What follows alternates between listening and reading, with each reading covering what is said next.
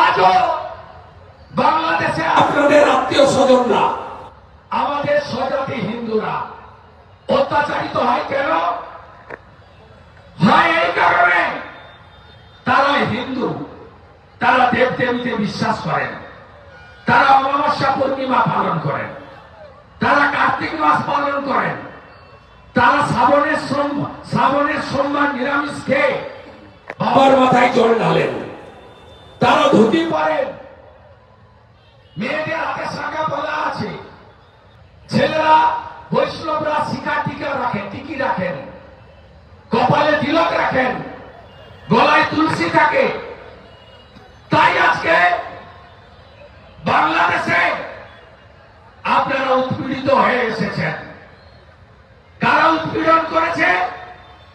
বাংলাদেশের জামাত, হেফাজত, রাজাকার, যারা পাকিস্তানের ৭১-এর যুদ্ধে ভারতের বিএসএফ সামরিক বাহিনী, ভারত সরকার সাহায্য করেছিল বঙ্গবন্ধু মুজিবুর রহমানকে।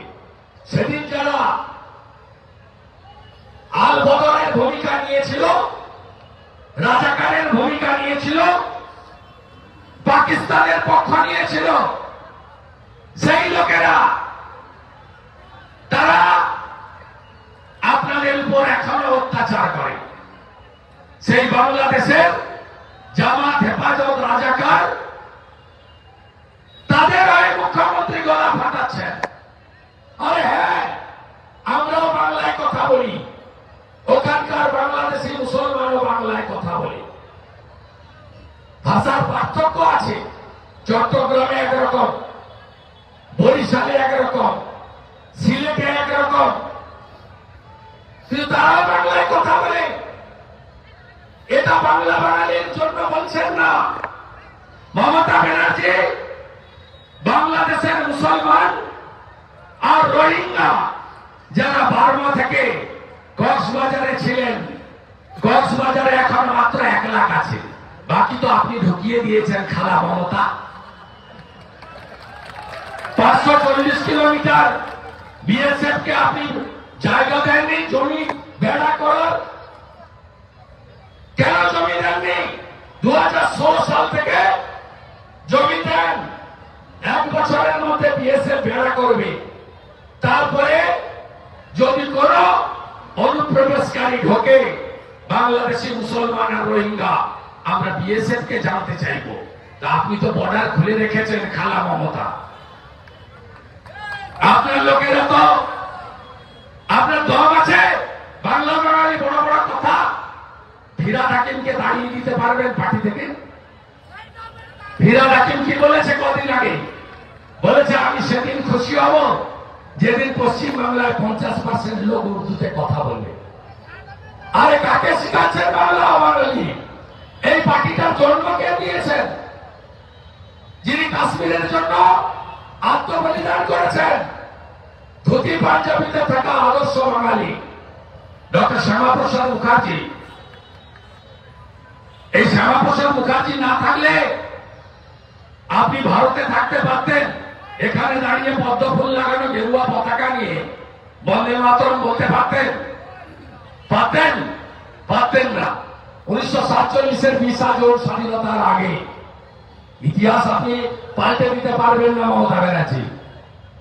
সেদিন মোহাম্মদ আলী জিন্নাহ কলকাতা চেয়েছিল, গোটা অবিভক্ত বাংলা চেয়েছিল পাকিস্তানে।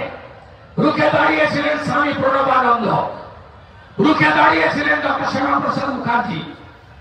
তখন ইংরেজের শাসকরা বলেছিলেন বিধানসভা, আইনসভা ভোট করুন, রেজুলেশন আনুন, মেজরিটি যা চাইবে তাই করব।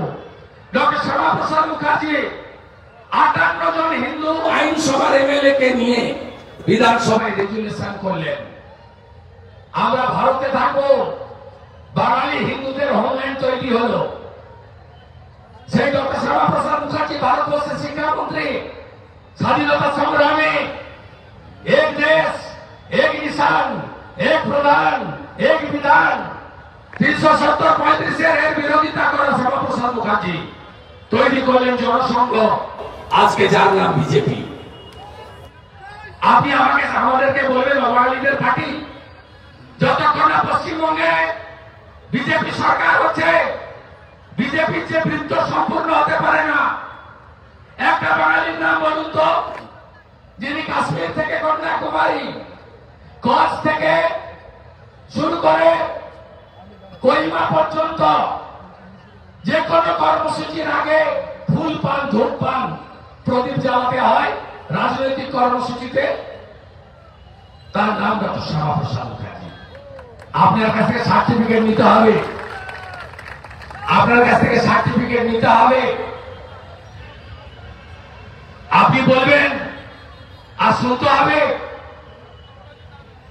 আপনি রেড করেন, নামাজের দিন যান, একটা বাংলাতে বক্তব্য রাখেন, আপনি কি ভাবেন সব মুসলমান উর্দুতে কথা বলে? পশ্চিমবাংলার অধিকাংশ মুসলমান বাংলাতে কথা বলে। আপনারা পশ্চিমবঙ্গকে বাংলা স্থান বানাতে চান। পশ্চিমবঙ্গে ডেমোগ্রাফি বদলে গেছে। কখন জাগবেন আপনারা?